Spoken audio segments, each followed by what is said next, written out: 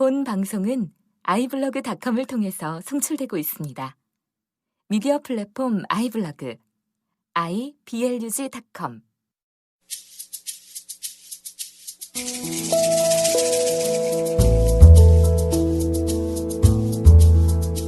안녕하십니까.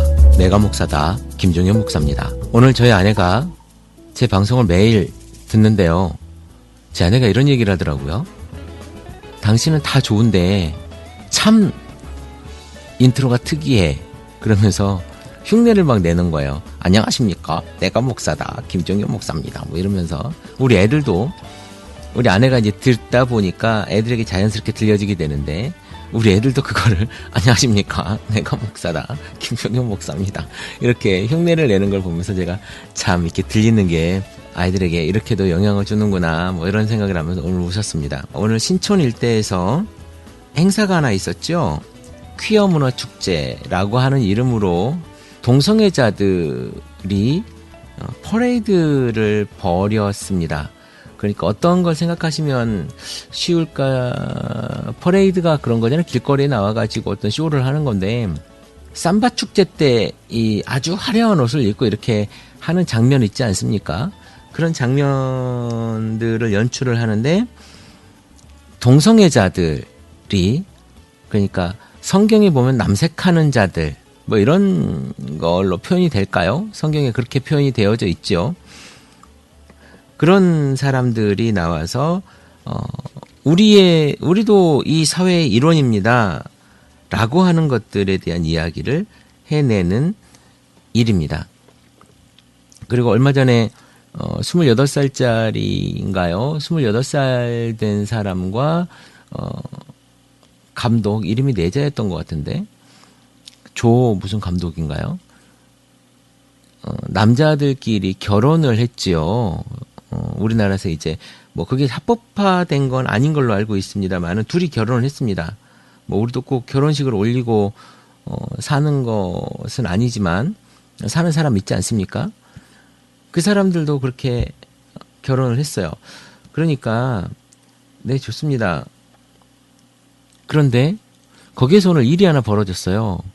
기독교 쪽 사람들과 또 어버이연합, 이분들은 자주 나오시는 분들인 것 같아요. 이 어버이연합 분들이 함께 그것을 방해하고 프랭카드를 걸고 이렇게 했던 일이 신문에 보도가 됐네요. 저는 그것이 죄이기 때문에 홍보를 하거나 무엇을 해서는 안 된다라고 하는 입장을 충분히 알겠습니다. 그리고 저 또한 동성애가 죄악이다라고 하는 부분들에 대해서 좋습니다. 저도 그렇게 생각을 합니다. 물론 성경에 있는 입장으로서 분명히 그렇게 생각을 하고요. 권해서는 안 될, 그리고 해서는 안 될 일이라고 저는 분명히 봅니다. 그러나 지금 현재 그 사람들이 현존하지 않습니까? 현존하고 정죄하고 매도한다고 해서 그것이 없어집니까? 어떻게 해야 되는 거죠? 여러분, 매서운 바람은요, 나그네의 옷을 벗길 수가 없어요. 아주 따뜻한 햇볕만이 나그네의 옷을 벗겼던 그런 우화를 여러분들이 잘 아시지 않습니까? 그 사람들이 태어나자마자부터 성 정체성의 혼란을 가져왔을까요? 저는 사실 그렇게 보지 않습니다. 많은 심리학자들이 그 성 정체성의 혼란은 사후에 일어난다라고 이렇게 많이들 이야기합니다. 그렇다면 그 사후에 일어나는 그 성 전체성이 그 사람들에게 얼마나 힘이 들었을 것인가, 얼마나 고통스러울 것인가, 그것을 우리가 한번 좀 헤아려 줘야 된다라고 생각을 하고요. 그리고 그 사람들이 그동안 내가 이성애자가 아닌 것에 대해서 사회적으로 상처받았던, 그리고 커밍아웃이라고 하잖아요. 이 커밍아웃 하지 못하는 그런 삶을 살고 있었을 거 아닙니까? 그래서 게이바를 다녀야 되고 그 속에서 만나는 남자와 불결하게 또 관계를 가져야 될 것이고 뭐 이런 여러 가지 일련의 일들이 그들 나름대로 굉장히 사회에서는 몹쓸 짓, 아주 역겨운 짓으로 이렇게 폄훼되고 그 사람들 나름대로의 삶을 살아가고 있는, 그러니까 그것이 잘했다라고 하는 얘기가 분명 아닙니다만은 그 사람들의 삶이 안타깝지 않냐 이겁니다, 저는. 그래서 많은 이들이 이제 그 삶을 그렇게 살다 보니까 그것이 고착화되어서 고쳐지지 못하는 일이 있지만, 그러나 우리가 우리의 모습으로 그 사람들을 보듬어 안고 그 사람들에게 위로하고 그 사람들 치유하는 모습을 보여줌으로 그 사람들이 돌아올 수 있다는 얘기예요. 오늘 그런 일이 있었다고 합니다. 기독교인들이 그걸 막고, 그 퍼레이드 행렬을 막고 있는데 그 퀴어 문화 축제 참가자들이 그랬다 그래요. 저도 가보지 않아서 잘 모르겠습니다만 신문 기사에 난 내용이에요. 당신은 사랑받기 위해 태어난 사람이라고 하는 이 복음성가를 퀴어 문화 축제에 참가했던 참가자들의 행렬에서 불려졌다고 합니다. 우리가 가진 죄는 작고 그들이 행하고 있는 죄는 큰 것인지, 제가 예전에 창녀의 11조를 받아야 되느냐 말아야 되느냐에 대한 이야기를 한번 한 적이 있었을 겁니다.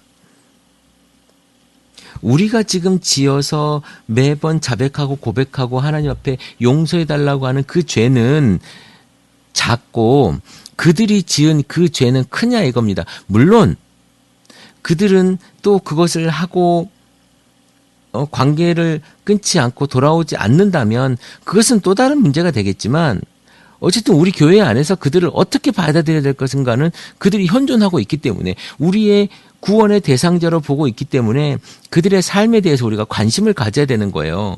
차라리 이번에 이런 퀴어 문화 축제가 있음으로 인해서 우리가 굉장히 관심 가지는 일에 더 적극적이어야 되지 않을까. 무조건 반대한다고 없어지지 않는다니까요. 우리가 이단들을 지금까지 그렇게 이야기했지만 이단이 없어졌습니까? 아닙니다. 신성모독이잖아요, 이단들. 그런데 이단이 없어졌냐고요? 아니라니까요. 우리가 다시 한번 그들에게 어떻게 하면 그리스도를 전할 것인가, 어떻게 하면 하나님을 전할 것인가. 이태원에는 우리나라 목사는 아니지만 미국인가 캐나다 목사로 알고 있어요. 그분이 동성애자인데 그 동성애자 목사가 우리나라에 선교사로 와서 우리나라의 동성애자들에게 복음을 전하는 일을 하고 있는 것을 제가 신문에서 봤습니다. 그런 일들도 물론 동성애자라고 해서 동성애자가 동성애자를 품는 것만이 중요한 것이 아니라 우리 기성교회에도 품어야 된다는 거예요. 우리가 장애인 사역하듯이 그들이 장애인이라는 얘기가 아닙니다. 다른 문화잖아요. 다른 문화에 대한 것들에 대해서 우리가 품어야 되고, 그것들을 더 이상 성경에서 말하는 죄라면 하지 않도록 우리가 독려하고 격려하고 치유해야 되는 거죠. 치유할 일이 있다면 그것이 우리가 해야 될 일이라고 저는 생각을 합니다. 무조건 받아들이자는 것이 아니라 우리가 적절한 그들의 어떤 치유책들이라든가 이런 것들을 가지고 받아들여야 된다는 거죠. 창녀의 11조 좋습니다. 창녀가 그 일들이 정당하다고 해서 교회에 들어오는 것이 아니라 그 창녀가 들어왔을 때에 다시는 이제 그런 일을 하지 않게 하기 위해서 우리가 여기 교회 안에 대비책이라든가 여러 가지들을 만들어 놔야 되지 않겠습니까? 물론 그 사람이 이 사람은 창녀입니다. 이 사람은 창녀이기 때문에 우리 교회가 받아들여줬고 이 창녀를 우리가 개과천선시킵시다. 이거는 아니잖아요. 아주 비밀스럽게 그런 일들이 있을 수 있도록 상담하고 격려하고 이런 프로그램들을 교회 안에서 잘 만들어냈을 때 그 교회가 그들이 와서 예수를 믿고 자기의 삶을 다시 돌아보고 다시 한번 우리 속에서 우리의 그 교회 안에서 우리 공동체 안에서 다시 새로운 사람으로 거듭난 삶을 살 수 있지 않겠는가. 물론 이론처럼 들리죠. 그렇게 하면 그래 그렇습니다. 이론은 좋지요 목사님이라고 이야기할 수 있겠지만 여러분 해보십시오. 실천이 중요한 거 아니겠습니까? 안 되더라도 해보는 겁니다. 제가 강남에서 그 모임을 가지고 우리 강남에 모이는 그 사람들이 아주 극소수이지만 이 사람들에게 늘 무엇을 이야기합니까? 예수 그리스도의 복음을 가져라라는 거예요. 복음을 가져라. 그 복음을 가지는 것이 삶의 가장 기본이고 그래야 당신 삶이 변하는 거야. 그 변하는 삶, 그 위에다가 집을 지어. 그것이 기초야. 아주 탄탄한 기초. 제가 2년이 넘도록이죠. 우리 그 모임의 그 친구에게 제가 계속 했던 이야기는 이거 하나입니다. 복음. 예수 그리스도와 십자가, 그리고 부활. 그것이 우리 때문에, 내 죄 때문에 이것을 이야기했던 거거든요. 그들이 우리한테 왔을 때 우리가 어떻게 복음을 전할 수 있을 것인가에 대한 도구는 아주 중요한 부분이라고 생각합니다. 문화가 바뀌면 그 문화에 맞는 도구 우리가 만들어야 되지 않습니까? 저는 음악을 잘 모릅니다마는, 잘 하지도 못합니다마는, 우리 문화가 바뀜에 따라서 그 정서에 맞는 문화적인 도구들을, 음악적인 도구들을 굉장히 많이 사용하지 않습니까? 그래서 복음성가도 예전 80년대 복음성가와 90년대 복음성가와 2000년대 복음성가가 뭐 CCM이라고 하는 이름도 있죠. 이 CCM이라고 하는 것이 굉장히 다르잖아요. 이런 것들에 대한 우리들의 고민 분명히 존재해야 되고 있어야 되고 더 해야 되고 더 깊이 해야 되고 더 공론화시켜야 된다고 봅니다. 교회 안에 오는 동성애자를 내쫓을 것이냐, 아니면 그 동성애자를 받아들여서 그 동성애자를 치유할 것이냐에 대한 문제예요. 안 된다고는 하지 마십시오. 해보자는 겁니다. 해보고 나서 안 되면 그 다음 방책을 마련하더라도 해보자는 거예요. 안 되고 죄인이라서 우리와 함께 할 수 없고 너는 더러운 거야, 너는 역겨운 거야 라고 하는 것이 아니라 우리가 그들에게 어떻게 하면 복음을 전할 것인가 라고 하는 그 문은 일단 열어놔야 된다고 봅니다. 노예와 주인이 함께 있었던 초대교회처럼 우리가 다 같은 죄인 아닙니까? 이 죄인인 우리에게 예수가 다가왔던 것처럼 우리도 그들의 손을 잡고 공동체 안에서 해결할 수 있는 그런 기도와 이런 것들이 필요할 거라고 생각합니다. 오늘은 저는 기독교인들과 어버이연합 분들이 가서 수레를 막고 그들을 그 퍼레이드를 방해하고 경찰과 대치하고 그랬던 것은 저는 조금은 심사숙고하지 못한 행동이었지 않나라고 하는 생각이 들고요. 그리고 이게 보니까 우리 어버이연합 분들의 늘 나타나서 하시는 행동들이신 것 같아요. 제가 보니까. 그래서 그런 행동들을 조금은 우리가 자제하면서 건강한 모습으로 그들을 비난할 건 비난하고 비판할 건 비판하고 교회 안에서 받아들일 자리를 만들어 놔야 되지 않겠는가라고 하는 생각을 제가 오늘 해보았습니다. 퀴어 문화 축제를 보면서 김종현 목사가 하는 짧은 단상에 대한 이야기를 오늘 여러분과 나눠봤습니다. 내가 목사다, 김종현 목사입니다.